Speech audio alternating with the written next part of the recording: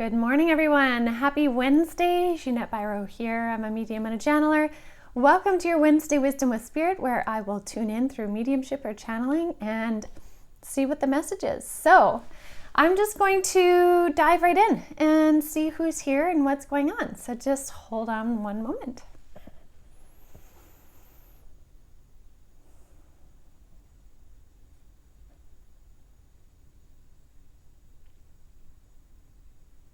Okay, so this is going to be mediumship. This is coming from the Three Guides for the Light. What's interesting is the first thing they showed me right away was a bear paw. So this big bear paw, but in kind of the sign of like the stop symbol, you know, different kind of like stop sign like shapes, but there was a bear paw in there. And so the first part of the message is to stop and slow down for a moment today. Stop and slow down. But then when I asked them why the bear paw, they said the bear was symbolic of protection. And this is not a bear that is attacking you, but rather a bear that is defending you, a bear that is helping to hold safe space. And I'm being shown this bear kind of walking around, like walking a perimeter around you, giving you the safe space to pause. Interesting bear paw, pause. Anyway. Now, the reason why they're having this stop thing come up is it's not about a stop to the momentum that we've had moving and the fast-paced energy of this year, especially this month. All of that is still happening. All of that is completely still happening. But this stop and this perimeter right now is for you to take moments in time where needed. They're saying to be present with your grief. And so some of you, this may be like personal grief that you have with things going on in your personal journey. This also, though, very much speaks to the grief in the world as a collective right now. And they're saying, although energetically and consciously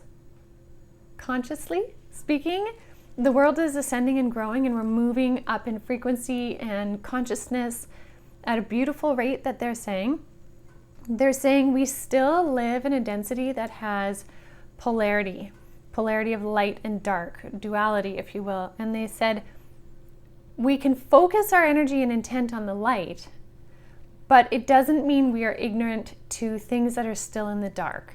And so that would be war, that would be homelessness, that would be drug issues, that would be abuse that goes on, like all the dark aspects of this human world. Because we are focusing on the light and the positivity and the energy that's coming in and changing and transforming and all of that, it doesn't mean that we are ignorant to what is also happening. And they're saying an important part of our progression in that upward trajectory is taking time to pause for a moment. When the grief of the world around you becomes too much, allow yourself to grieve it. Allow yourself to sit in that energy for a moment, to be real with it and to feel it, and to feel, is there anything you can do about it? Where can you best serve? And sometimes that may simply be by doing what you can in your own community in terms of being kind and reassuring other people that there is kindness in the world by your actions. Other people might be in a position where they can do something different and organize a charity, or maybe they're in some of those war-torn countries and they're able to lend a hand. Wherever you're at, your consciousness and your reaction to it makes a difference in big ways and in small ways. But there's a value of us grieving the reality of what's happening while still walking the trajectory and the path of higher consciousness and higher light. Because that means that we're walking in it with a real open view of everything. And what that allows for, they're showing me right now, is when we have a very wide view of what's actually going on while still maintaining what we wish to focus on, we then put more of that energy into the collective field for others to draw from. Because if we live only in the dark, we're creating the dark. If we live only in the light, we are, in one sense, we're creating light, but it's hard to do that authentically when living in a world of deep polarity. So there has to be a conscious awareness and acknowledgement of what is going on while still maintaining a focus of what you're wishing to create. So that's why Spirit is saying stop for a moment. If you're in an energy where you're feeling that grief, feel it. Hold space for yourself in it. Choose what you're going to do to lift yourself out or through it, and then continue moving forward. But don't ignore when that energy comes up, because every time you heal it within yourself to whichever degree you can, you add that healing energy into the collective. There's something else here. Hold on.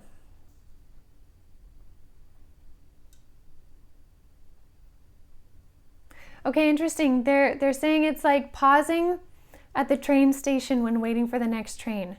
So the energy this year, like I said, is really fast, and we're often going to feel like we're kind of jumping on a train, zipping down the track. We jump off, do something, jump back on, zip down, like it's fast, fast, fast. But in those moments when you're waiting for the train is where sometimes those energies will come up, those feelings will come up, and it's in those moments they're saying be present with your real whole self.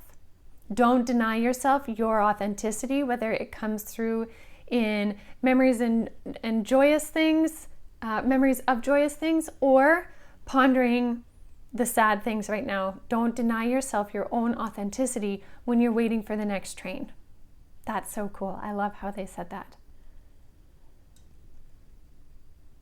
And they said, okay, last thing they're saying is you will be surprised at how much this will help you to continue moving forward with more ease and grace when you are real with yourself about the entire thing, the whole circle. The more real we are with ourselves, essentially the faster we can go. They're showing me like someone taking strides, right? Someone that's not real with themselves, they have to take tiny little strides. Someone who is really real in the light and dark, they can take bigger strides, is how they're showing it to me. So you actually move forward faster and you go farther the more real you are, both in the light and the dark, the polarity, the duality, however you want to look at that. It is in your benefit. And so they're saying the reason why they're showing the bear paw is that you are safe to feel deeply in these moments. And you can even picture that if you're feeling that energy and you have a moment, you can even picture the energy of the bear, right? The bear symbolism surrounding you and giving you that safe space. It walking that perimeter around you while you just sort through your feelings a little bit and then come back to a place of balance and then carry on forward. You are safe to do that. It nourishes your mind and your heart more than you would know. Wow, that's beautiful. Okay. Thank you, Spirit, for that one. And thank you all for listening and joining. If this touched you, then share it with somebody that you feel might benefit from this message. I do also want to invite you all. Tonight, I'm hosting a Lightworker Mentorship Tune-In. It's a tune-in, tune-up, basically once a month. We meet. It is open to all levels, all abilities. We'll sit for an hour tonight and tune in. And that's a place where you can start to learn and practice your connection with Spirit in a very open-minded community. And so I'll lead you into different kind of experiences and you just simply show up and see what you get. It's a lot of fun. So I hope to see you there. If you're interested, check out avalonspirit.com and click on the Tune In, Tune Up. And I hope to see you tonight. All right, everyone, have a beautiful day.